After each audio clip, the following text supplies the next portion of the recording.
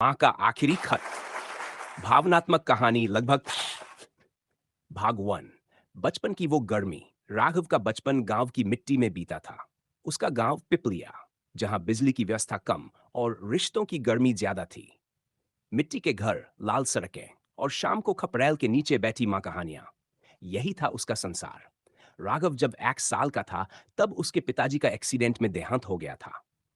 माँ ने अकेले उसे पाला, खुद खेतों में काम करती, दूसरों के घर बर्तन मांजती, लेकिन राघव को कभी कमी महसूस नहीं होने दी। बेटा, पढ़ाई से बड़ा कोई काम नहीं, तू कलेक्टर बनेगा एक दिन, माँ अक्सर कहा करती थी। राघव की आंखों में वो सपना भी माँ की आंखों से ही उतरा था। शहर का सफर। गांव के स्कूल से 10वीं पास करने के बाद राघव को आगे की पढ़ाई के लिए शहर जाना पड़ा।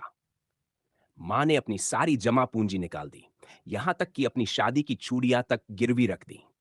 शहर में अकेले रहना, कॉलेज जाना और फिर छोटा मोटा काम करके खर्च चलाना आसान नहीं था। लेकिन मां का विश्वास राघव की सबसे बड़ी ताकत था। हर रविवार मां का खत आता। बेटा, घबराना मत, यहां सब ठीक है, तू बस पढ़ता रह। हर खत के साथ मां कुछ सूखे आम के टुकड़े भी भेजती, जो उनके खेत के पेड़ से तोड़े जाते थे। उस मिठास में मां का प्यार घुला होता था। भाग 3। सफलता की सीढ़ी, कड़ी मेहनत रंग लाई। राघव का चयन यूपीएससी में हुआ। गांव के पहले लड़के ने कलेक्टर बनकर दिखा दिया। गांव में ढोल नगाड़े बजे, मां की आंखों से आंसू जर्जर बहने लगे। वो दिन राघव के जीवन का सबसे गौरवपूर्ण दिन था। लेकिन मां के लिए तो वो दिन ऐसा था जैसे उसने अपना जीवन धन्य कर दिया हो। मैंने तुझसे वादा किया था मां, पूरा किया, राघव ने मां को गले लगाते हुए कहा। भाग 4। समय का पहिया। राघव की पोस्टिंग दिल्ली में हो गई। मां अब भी गांव में अकेली थी। राघव ने कई बार मां को शहर बुलाने की कोशिश की, लेकिन मां हर बार मना कर देती। मुझे मेरी मिट्टी प्यारी है बेटा, मैं यहां खुश हूं। धीरे धीरे राघव की जिंदगी व्यस्त होती गई। मीटिंग्स, सेमिनार, सरकारी काम, सब में मां कहीं पीछे छूट गई। अब खत भी कभी कभी ही आते। एक दिन मां का खत आया। बेटा, अब बूढ़ी हो गई हूं, शरीर थक गया है, तेरी बहुत याद आती है, जब छुट्टी मिले आ जाना, तुझे बहुत कुछ सुनाना है। राघव ने सोचा, इस महीने के अंत में दौरा है, मां से मिल लूंगा। लेकिन भाग 5। मां की विदाई। तीसरे हफ्ते ऑफिस में एक कॉल आया। सर, आपकी मां नहीं रही। पैरों तले जमीन खिसक गई, हाथों से फोन गिर गया। सब कुछ सुनसान लगने लगा। राघव दौड़ते हुए गांव पहुंचा, लेकिन तब तक मां पंचतत्व में विलीन हो चुकी थी।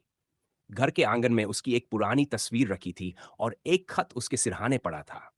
बेटा, जब ये खत पड़ेगा तब शायद मैं इस दुनिया में नहीं होंगी। मेरे प्यारे बेटे राघव, तू मेरा अभिमान है। तुझे पाकर मुझे जीवन का सार मिला। तू जब दिल्ली गया, मेरा मन बहुत खाली हो गया, लेकिन मैंने कभी तुझे रोका नहीं। मैं हर दिन तुझे याद करती थी, हर पूजा में तेरा नाम लेती थी। अब शरीर साथ नहीं दे रहा बेटा। मैं तुझसे आखिरी बार मिलना चाहती थी, लेकिन शायद समय ने मोहलत नहीं दी।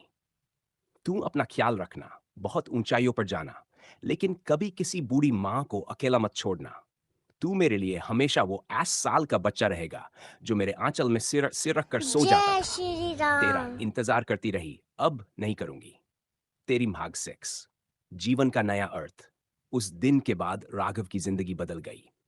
उसने गांव में एक वृद्धाश्रम खुलवाया, गोमती आश्रय। वहां हर उस मां को जगह दी जाती है जो अकेली है। हर रविवार राघव खुद वहां आता है, सभी माताओं के साथ बैठकर खाना खाता है और सबसे कहता है, मां सिर्फ जन्म नहीं देती, वो जीवन भर देती है।